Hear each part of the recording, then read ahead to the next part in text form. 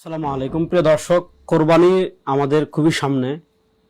আজকের পর্বে আমরা কোরবানির পশু সংক্রান্ত কয়েকটি গুরুত্বপূর্ণ মাসালা মুজাকারা করব ইনশাআল্লাহ। প্রথম যে মাসালা মুজাকারা করব কোরবানির পশুর বয়স সংক্রান্ত, সেটা হলো কোরবানির পশুর ক্ষেত্রে যদি আপনি উট দ্বারা কোরবানি করেন তাহলে 5 বছর হতে হবে। যদি আপনি গরু বা মহিষ দিয়ে কোরবানি করেন তাহলে কমসে কম 2 বছর হতে হবে। যদি আপনি ছাগল, ভেড়া বা দুম্বা দিয়ে করেন তাহলে কমসে কম আপনার বয়স কত হতে হবে? 1 বছর হতে হবে।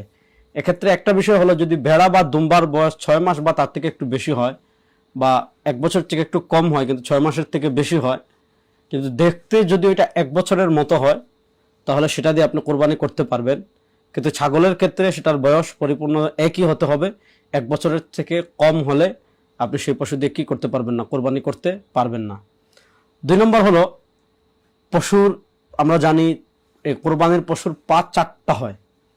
এখন দেখা যাচ্ছে কোনো পশুর পা যদি একটা এমন হয় যেই পা সে কি করতে পারে না, মাটিতে লাগাতে পারে না, মাটিতে স্পর্শ করতে পারে না, সে 3 পা দিয়েই চলে, তাহলে ওই পশু দিয়ে কি করা যাবে না? কোরবানি করা যাবে না, কোরবানি করা যাবে না। এই পশু দিয়ে যদি কেউ কোরবানি করে তাহলে তার কোরবানি কি হবে না? আদায় হবে না।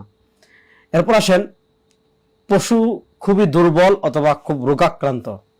এক্ষেত্রে শরিয়ার মাসালা হলো, পশু যদি এমন রোগাক্রান্ত হয়, এমন শুকনো হয়, এমন দুর্বল হয়, মানে যে জায়গায় জবাহ করবেন এই জায়গা পর্যন্ত যদি সে হেঁটে যেতে না পারে তাহলে এই পশু দিয়ে কোরবানি করা কি হবে না? জায়েজ হবে না।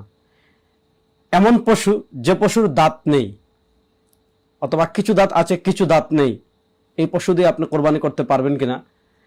যে পশুর একটি দাঁতও নেই, অথবা এত বেশি দাঁত পড়ে গিয়েছে যে সে ঘাস বা অন্যান্য খাদ্য চিবিয়ে খেতে পারে না, তাহলে ওই পশু দ্বারা কোরবানি করতে পারবেন না। কিন্তু তার এতগুলো দাঁত আছে যা দ্বারা সে ঘাস বা অন্যান্য খাদ্য চিবিয়ে খেতে পারে, তাহলে সেই পশু দ্বারা আপনি কি করতে পারবেন? কোরবানি আদায় করতে পারবেন।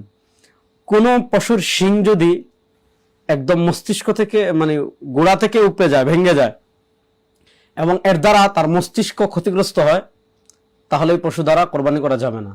যদি শিং ভেঙে যায় কিন্তু মস্তিষ্ক যদি ক্ষতিগ্রস্ত না হয়, অথবা তার জন্মগত যদি শিং নাও থাকে, তাহলে সেই পশু দ্বারা আপনি কি করতে পারবেন? কোরবানি করতে পারবেন। কোরবানির পশুর লেজের মাসালা, যে পশুর লেজ বা কোনো কান 1/3 বা তার থেকে বেশি কাটা হবে সে পশু দ্বারা কোরবানি করা কি নেই? জায়েজ নেই।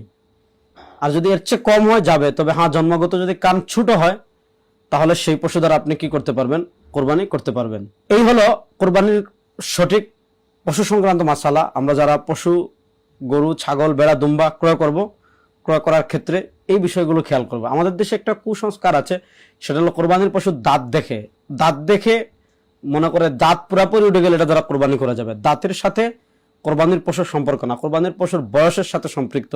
দাঁত যদি এতগুলো থাকে যে দাঁত দ্বারা সে খেতে পারে, এতটুকুই যথেষ্ট। আল্লাহ তাআলা সব ধরনের কুসংস্কার মুক্ত থেকে কোরবানি করার তৌফিক আমাদের সবাইকে দান করেন।